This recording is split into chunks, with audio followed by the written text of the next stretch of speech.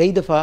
अपने मकासद को हल करने के लिए हमें रिस्क भी लेने पड़ते हैं, बिकॉज ज़िंदगी में अनसर्टेनिटी है, अनकंट्रोलेबिलिटी है और अनप्रडिक्टेबिलिटी है और वल्नरेबिलिटी है। इसका मतलब ये है कि हम हर चीज़ को पहले से बता नहीं सकते एग्जैक्टली। जब हम एक होराइज़न को देखते हैं, एक उफ़क़ को देखते हैं, तो हमें नज़र आता है वहाँ तक जहाँ तक हद निगाह होती है, मगर जब हम वहाँ पहुँचते हैं तो हमें और भी बहुत से आफाक नज़र आते हैं। सो इसलिए keep trying, never lose hope. ख़ास तौर पर जो टीन एजर्स हैं उनके लिए ज़िंदगी आसान नहीं होती, क्योंकि मैंने जैसे पहले बताया कि अभी उनका दिमाग जो है, फ्रंटल लोब जो है, डिसाइसिव पावर इतनी ज़्यादा वेल डेवलप नहीं होती, इसके लिए 25 से 30 साल की उम्र चाहिए। मगर टीनेजर्स को बहुत सारी जो उनके अंदर हार्मोनल चेंजेस आ रहे होते हैं, जो उनके जिस्म में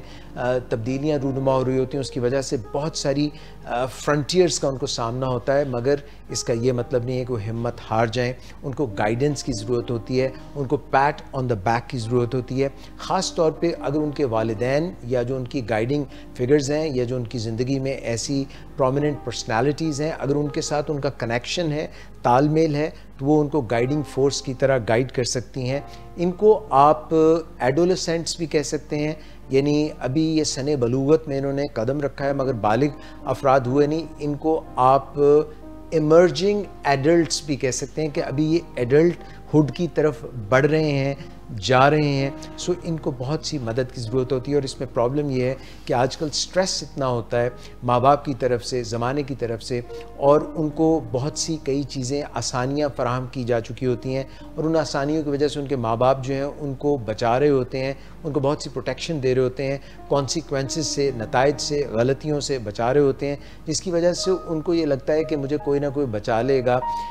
उनको ज़रा फेस करने दें, अपने कंफर्ट जोन से बाहर जाने दें, उनको नताइज भुगतने दें और उनकी मदद करें। गुफ्तगू से, बातचीत से उनकी मदद करें। उनको परों के नीचे आप छुपाए रखें, मगर उसके बाद उनको उड़ने के लिए थोड़ा नज करें कि ईगल जो होता है, जो उकाब होता है, उसको एक वक्त पे आखिरकार अपने घोंसले से निकलना होता है, और जब वो गिर रहा होता है तो उस मौके पे वो उसको एहसास होता है कि मेरे पास तो विंग्स है, मेरे पास तो पर हैं, मैं पर फैला सकता हूँ। गिरते गिरते एकदम पर फैलाता है डर के मारे, और उसको पता चलता है कि इन परों में ताकत है, और वो उड़ना सीख लेता है। अपने टीनेजर्स को भी उड़ने का मौका दें, उनको ज़रा सा बाहर निकलने दें। पहले ज़माने में लोग जो है वो घर से बाहर निकला करते थे, अपने पीयर्स से, अपने दोस्तों से मिला करते थे, स्कूल में मिला करते थे। हर चीज़ ऑनलाइन होती जा रही है, अपने आप में सिमटते हम जा रहे हैं। जब तक हम ज़िंदगी को एक्सप्लोर नहीं करेंगे तो हम वो तमाम चीज़ें कैसे सीखेंगे, क्योंकि तजुर्बात से, एक्सपीरियंसेस से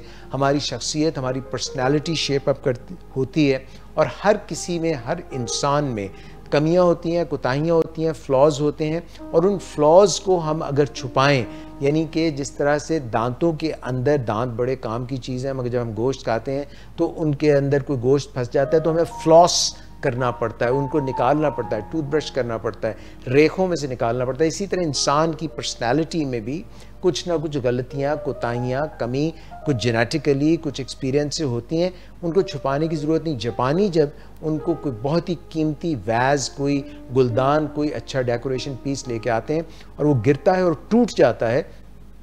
तो उसकी तिरछियों को फेंकते नहीं बल्कि उनको समेट लेते हैं, और समेट के उसके अंदर गोल्ड की प्लेटिंग करके उनको दोबारा जोड़ते हैं, और उसकी कीमत और बढ़ जाती है कि उनको याद दिलाती है कि फ़लाँ वक्त पे ये गिरा था, ये टूटा था, और इसके अंदर हमने सोना भर के, सोने की चुनाई करके इसको दोबारा जोड़ा था। और फिर उसको एक ख़ास अहम जगह पे अपने घर की पे रखते हैं, और उसको बहुत निगाह से, मोहब्बत की और बहुत प्यार की निगाह से और बहुत उससे लगाव की निगाह से देखते हैं। तो हम सब में कुछ ना कुछ कोताहियाँ, गलतियाँ होती हैं। अगर हम आज ये सीख चुके हैं कि कोई चीज़ देखते हैं, उसको देख के हम कहते हैं ऑसम, तो हमें ये भी कहना चाहिए फ्लॉसम, यानी कि अगर जो हमें फ्लॉज हैं, FLAWS फ्लॉज, जो गलतियां हैं, कमियां हैं जो हमारी ज़िंदगी में हैं, कोई जिस्मानी है, कोई अगर आंख से देख नहीं पाता तो इसका ये मतलब तो नहीं कि वो बिल्कुल फारिग हो गया, या अगर कोई अपाहज है या कोई उसमें है तो उसमें बहुत से और गुण भी हैं, उनकी तरफ निगाह रखें। और जब हम अपने मन में डूब कर पाजा सुराग ज़िंदगी, तू अगर मेरा नहीं बनता न बन, अपना तो बन, अपने आप को जो है नीचे डाउन ना होने दीजिए, अपने आप को अप कीजिए। और दूसरों के लिए भी क्रिटिसिज्म जो है, तनकीद जो है, वो असल चीज़ नहीं है, बल्कि असल चीज़ ये है कि उनको वो जैसे मौजूद हैं, with all their good and bad, it's a complete package, this is their uniqueness. तो हमें मुआशरतन और इनफरादी तौर पे ये कबूल करने की ज़रूरत है और ये एक्सप्रेस करने की ज़रूरत है कि हाँ, मुझ में ये कमी है, मगर उसके बावजूद मैं मुकम्मल इंसान हूँ, मैं एक ख़ास आदमी हूँ। और